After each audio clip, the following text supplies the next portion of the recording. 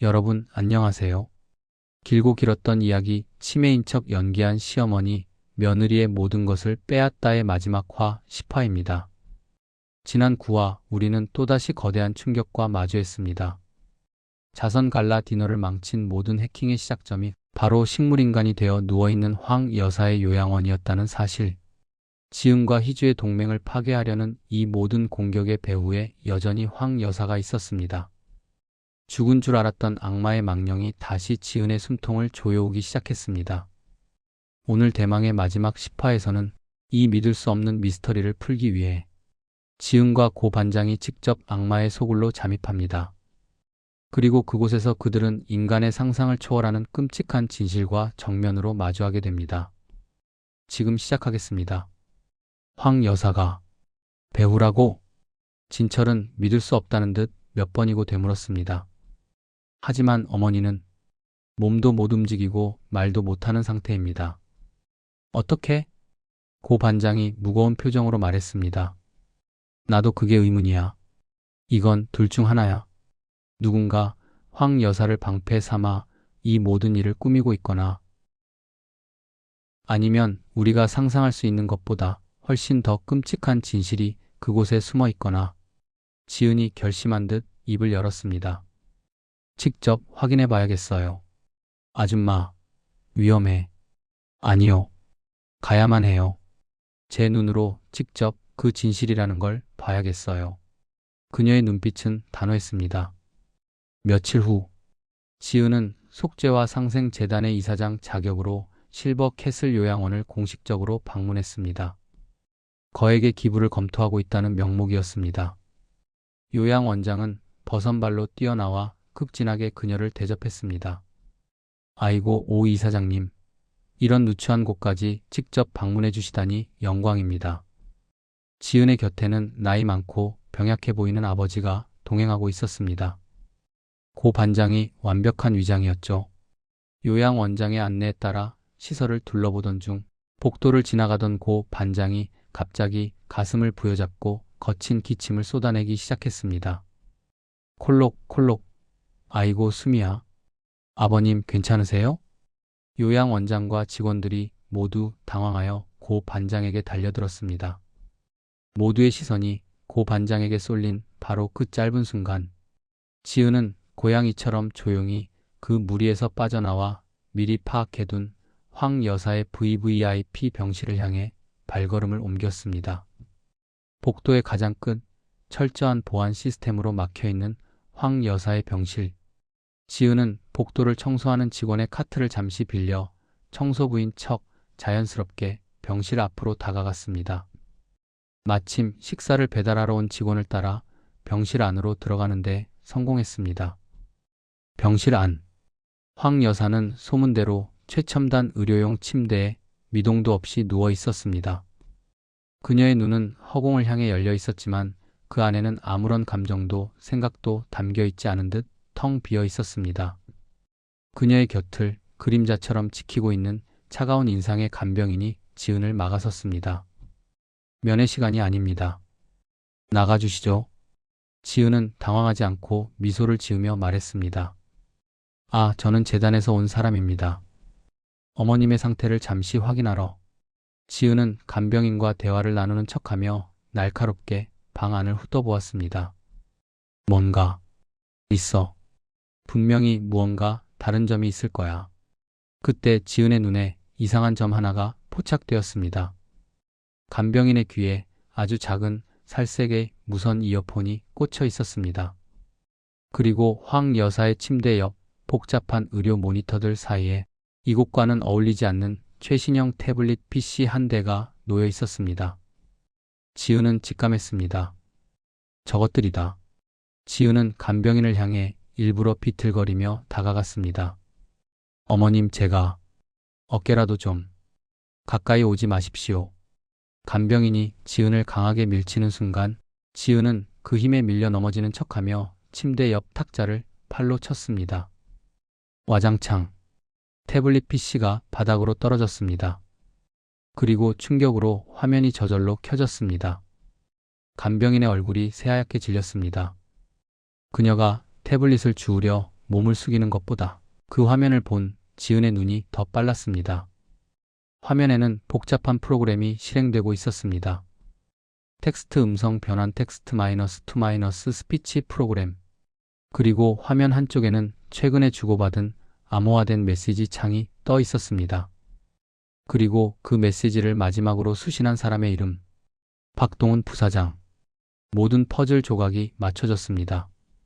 황 여사는 말을 할 수는 없지만 눈동자의 움직임이나 미세한 신경 신호를 통해 글자를 입력할 수 있었던 것입니다. 그리고 그 글자를 음성으로 변환하여 이어폰을 낀 간병인을 통해 세상과 소통하고 박동훈 부사장에게 복수를 지시해왔던 것입니다. 1월 수가. 지은이 경악으로 화면을 바라보던 바로 그 순간이었습니다. 침대에 미동도 없이 누워있던 황 여사. 그녀의 텅 빈 눈동자가 천천히 아주 천천히 움직여 바닥에 떨어진 태블릿을 한번 그리고 지은의 얼굴을 한번 쳐다보았습니다. 그리고 그녀의 마비된 입꼬리가 아주 미세하게 한쪽으로 끌어올려졌습니다. 그것은 모든 것을 들켜버린 자의 허탈한 웃음이 아니었습니다. 자신의 연극을 마침내 알아차린 관객을 향한 이제야 알아챘느냐 어리석은 것이라고 말하는 듯한 소름 끼치도록 잔인하고 오만한 악마의 미소였습니다. 그 미소의 의미를 깨달은 지은은 온몸의 피가 얼어붙는 것 같았습니다. 그때 간병인이 모든 것이 끝났음을 직감하고 벽에 숨겨져 있던 비상벨을 세게 눌렀습니다. B-, B-, B-. 요란한 경보음이 병실 전체에 울려 퍼지기 시작했습니다. B-, B-, B-. 요란한 경보음이 황 여사의 VVIP 병실을 붉은 빛으로 물들였습니다. 상황이 끝났음을 직감한 간병인이 맹수처럼 지은에게 달려들었습니다. 내놔. 당장 그 태블릿 내놔. 간병인은 단순한 간병인이 아니었습니다. 황 여사가 키워온 충성스러운 신복이었습니다. 지은은 필사적으로 저항하며 태블릿을 지켜냈습니다. 그리고 방 한쪽에 있는 작은 화장실로 몸을 날렸습니다. 철컥. 문을 잠근 지은은 거친 숨을 몰아쉬었습니다. 쿵, 쿵, 쿵. 간병인이 미친 듯이 화장실 문을 두드리기 시작했습니다. 문 열어. 이년아. 지은은 공포에 질려 주저앉을 시간이 없었습니다. 그녀는 떨리는 손으로 태블릿을 조작하기 시작했습니다. 황 여사와 박동훈이 주고받은 모든 대화 내용 그리고 재산 이동 계획. 지은은 그 모든 것을 캡처하여 고 반장과 미리 준비해둔 언론사 기자들의 이메일 리스트로 전송하기 시작했습니다. 제발, 제발 전송될 때까지만. 그 시각 밖에서 경보음을 들은 고 반장은 즉시 상황이 잘못되었음을 깨달았습니다. 그는 진철에게 전화를 걸었습니다. 진철 씨, 지금 당장 경찰에 신고하게. 그리고 박동훈, 그 자식 지금 당장 출국 금지 신청하게. 당장. 진철 역시 지은이 위험에 빠졌다는 사실을 직감하고 움직이기 시작했습니다. 그는 자신의 모든 인맥을 동원해 박동훈이 공항으로 향하고 있다는 사실을 알아냈습니다. 꼼짝 마. 박동훈 씨. 인천국제공항 출국장. 비밀 자금을 챙겨 해외로 도피하려던 박동훈은 그를 기다리고 있던 형사들에게 허무하게 체포되었습니다. 같은 시각 차이주는 한 방송사의 스튜디오에서 긴급 인터뷰를 진행하고 있었습니다. 그녀는 카메라 앞에서 눈물을 흘리며 지은을 파렴치한 사기꾼으로 매도하고 있었습니다. 저는 오지은 씨를 믿었습니다. 하지만 그녀는 저의 상처를 2번, 3번 짓밟았습니다. 그때 그녀의 휴대폰에 발신자 표시 제한으로 수십 장의 사진 파일이 전송되었습니다. 짜증을 내며 파일을 열어본 희주의 얼굴이 그대로 굳어버렸습니다. 파일 속에는 자신의 남편 박동훈이 자신의 철천 지원수인 황 여사와 비밀리에 연락을 주고받으며 자신을 속이고 유성건설을 통째로 집어삼키려 했던 모든 계획이 담겨 있었습니다. 그리고 화면 속 황 여사의 그 소름 끼치는 미소. 희주는 깨달았습니다. 자신이 또다시 가장 믿었던 사람에게 철저하게 이용당했다는 것을. 자신의 복수심이 남편의 탐욕을 채우는 도구가 되었을 뿐이라는 것을. 카메라는 갑자기 말을 잃고 핏기 없이 하얗게 질려 오열하기 시작하는 그녀의 모습을 생방송으로 전국에 송출하고 있었습니다. 쾅! 마침내 경찰 특공대가 황 여사 병실의 문을 부수고 안으로 진입했습니다. 화장실 문 앞에 쓰러져 있던 지은은 무사히 구출되었습니다. 모든 것이 끝났습니다. 박동우는 공항에서 체포되었고 황 여사의 신복이었던 간병인과 홍 변호사도 모두 현장에서 검거되었습니다. 지은은 경찰의 보호를 받으며 병실을 나왔습니다. 그녀는 마지막으로 침대에 누워있는 황 여사를 돌아보았습니다. 바로 그 순간이었습니다. 황 여사의 텅 빈 눈동자가 지은을 향했습니다. 그리고 그녀의 얼굴에 마지막 발악과도 같은 끔찍한 미소가 번졌습니다. 그녀의 눈이 내가 이긴 것 같으냐? 라고 말하고 있었습니다. 이걸로 끝날 것 같아? 그녀의 몸이 갑자기 경련을 일으키기 시작했습니다. B-, B-, B-. 그녀의 심박수를 알리던 모니터가 위급한 경고음을 토해냈습니다. 모든 계획이 실패로 돌아간 극심한 스트레스와 분노가 그녀의 마지막 남은 생명의 불씨마저 태워버린 것입니다. 의료진이 황급히 그녀에게 달려들었지만 소용없었습니다. 악마는 마침내 자신의 지옥 속으로 돌아가고 있었습니다. 황 여사의 눈이 지은을 향한 채 천천히 그 빛을 잃어가고 있었습니다. 정말 끝났구나. 지은이 허탈한 마음으로 돌아서려던 순간 병실 TV에서 긴급 속보를 알리는 요란한 알람 소리가 울렸습니다. 속보입니다. 속죄와 상생재단이 추진하던 유성건설 재건 부지가 심각한 독성 폐기물에 오염된 죽음의 땅이라는 사실이 밝혀졌습니다. 재단은 이 사실을 알고도 투자자들을 속였다는 의혹에 휩싸여 검찰의 압수수색을. 지은은 자신의 귀를 의심했습니다. 그녀는 TV 화면을 쳐다보았습니다. 화면 속에는 자신들이 새로운 희망을 심으려 했던 바로 그 땅이 시커먼 폐기물에 오염되어 있는 충격적인 모습이 나오고 있었습니다. 그것은 황 여사가 박동훈과 함께 준비해둔 마지막 함정이었습니다. 자신이 패배할 경우 지은과 희주 그리고 유성건설의 명예까지 한꺼번에 동기어진하기 위해 파놓은 죽음의 덫. 악마는 죽어서까지 마지막 저주를 남긴 것입니다. 지은은 다리에 힘이 풀려 그 자리에 주저앉고 말았습니다. 속죄와 상생재단은 설립과 동시에 좌초될 위기에 처했습니다.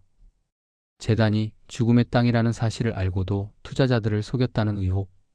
언론은 기다렸다는 듯이 재단을 물어뜯기 시작했고 분노한 투자자들은 천문학적인 액수의 손해배상 소송을 제기했습니다. 재단은 파산 직전에 내몰렸습니다. 고 반장과 진철은 지은에게 애원했습니다. 아줌마, 이제 그만 포기해. 이건 우리가 감당할 수 있는 수준이 아니야. 맞소, 지은 씨. 이대로 가다간 당신이 가진 모든 것을 또다시 잃게 될 거요. 재단을 파산시키고 유성건설 재건 계획을 포기하시오. 모두가 그것이 가장 현명하고 유일한 탈출구라고 말했습니다. 지은은 소송 서류가 산더미처럼 쌓인 사무실에 홀로 앉아 깊은 절망에 빠져들었습니다. 결국 황 여사의 저주대로 끝나는 건가? 나의 복수도 나의 싸움도 결국 실패로 끝나는 건가? 지은이 모든 것을 포기하려던 바로 그때였습니다. 사무실 문이 열리고 한 사람이 안으로 들어왔습니다. 차이주였습니다. 그녀의 얼굴에는 지난날의 도끼와 분노 대신 깊은 슬픔과 참회의 빛이 서려 있었습니다.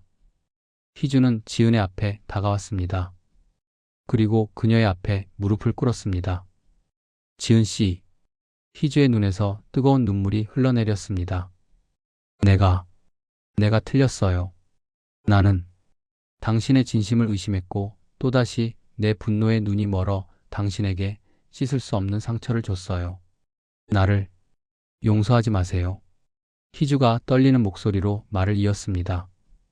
대신 나를 당신의 복수에, 아니 당신의 이 거룩한 싸움에 무기로 써주세요. 희주는 자신이 가진 모든 개인 재산을 지은에게 내놓았습니다. 이 돈으로 이 위기를 해결하세요. 그리고 당신의 뜻을 끝까지 이뤄내세요. 그것이 내가 당신과 나의 아버지에게 평생을 두고 속죄하는 유일한 길이 될 겁니다. 원수였던 여인의 진심 어린 사죄. 지은은 희주를 말없이 일으켜 세웠습니다. 그리고 그녀의 손을 따뜻하게 잡아주었습니다. 아니요, 희주씨. 이건 나 혼자만의 싸움이 아니에요. 이제 우리의 싸움이에요. 두 여인은 서로를 마주보며 희미하게 미소 지었습니다. 황 여사의 저주가 역설적이게도 두 여자를 누구도 끊을 수 없는 가장 단단한 동지로 묶어준 것입니다. 며칠 뒤, 지은과 희주는 수많은 카메라 앞에서 다시 한번 나란히 섰습니다. 두 사람은 먼저 국민들 앞에 고개를 숙여 사죄했습니다. 이 모든 사태에 대해 저희 재단은 무한한 책임을 통감하며 국민 여러분께 진심으로 사죄의 말씀을 드립니다. 그리고 모두가 재단의 파산을 예상하고 있던 그 순간, 지은은 모두의 예상을 뒤엎는 새로운 계획을 발표했습니다. 하지만 저희는 이 죽음의 땅을 결코 포기하지 않겠습니다. 장래가 술렁였습니다. 지은은 더욱 힘주어 말했습니다. 저희는 이 저주받은 땅 위에 건물을 짓는 대신 생명을 심기로 결정했습니다. 황 여사와 부패한 기업들이 수십 년간 죽여왔던 이 땅을 다시 살려내어 대한민국에서 가장 아름다운 생태공원으로 만들어 미래의 아이들에게 돌려주겠습니다. 이것이 저희가 과거의 죄를 진정으로 속죄하는 유일한 방식이라고 믿습니다. 그것은 불가능해 보이는 무모한 도전이었습니다. 하지만 두 여인의 진심은 세상을 움직였습니다. 환경단체들이 그들의 도전에 동참하기 시작했고, 두 사람의 이야기에 감동한 시민들의 자발적인 성금과 자원봉사가 전국에서 탑재하기 시작했습니다. 진철 역시 자신의 모든 재산을 이 프로젝트에 쏟아부으며 과거 건설 현장이 아닌 이제는 흙을 살리는 환경복원 현장에서 묵묵히 땀을 흘렸습니다. 그리고 2년의 시간이 흘렀습니다. 시커먼 폐기물로 가득 찼던 그 죽음의 땅은 이제 푸른 나무와 맑은 시냇물이 흐르는 아름다운 생태공원으로 다시 태어났습니다. 공원의 이름은 유성추모공원. 차이주의 아버지 그 억울한 죽음을 기리기 위한 이름이었습니다. 공원의 개원식 날, 지은과 희주 그리고 진철은 나란히 서서 테이프를 잘랐습니다. 그들의 얼굴에는 승자의 오만함이 아닌 길고 험난했던 여정을 함께 이겨낸 동지들의 평화로운 미소가 담겨 있었습니다. 공원 한쪽에서 아이들의 웃음소리가 들려왔습니다. 지은의 아들 현우와 희주의 아이들이 함께 어울려 잔디밭을 뛰어놀고 있었습니다. 아이들의 얼굴에는 더 이상 과거의 상처나 어둠은 보이지 않았습니다. 지은은 아들의 그 환한 웃음을 한참 동안 바라보았습니다. 황 여사의 지독한 증오는 복수의 연쇄를 낳았지만 결국 지은과 희주는 그 증오의 고리를 스스로의 힘으로 끊어냈습니다. 그리고 그들은 복수가 끝난 잿더미 위에서 미움이 아닌 사랑으로 더 위대한 희망을 만들어낸 것입니다. 길고 길었던 그녀의 복수가, 그리고 그녀의 인생이 마침내 진정한 평화와 안식을 되찾는 순간이었습니다.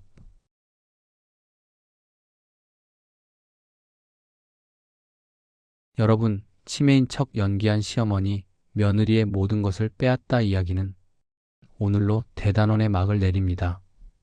한 여인의 처절했던 복수극에서 시작하여 상처와 치유, 그리고 증오를 넘어선 진정한 화해의 의미까지 오랜 시간 이 긴 여정에 함께 걸어와 주신 모든 구독자 여러분께 진심으로 감사의 말씀을 드립니다.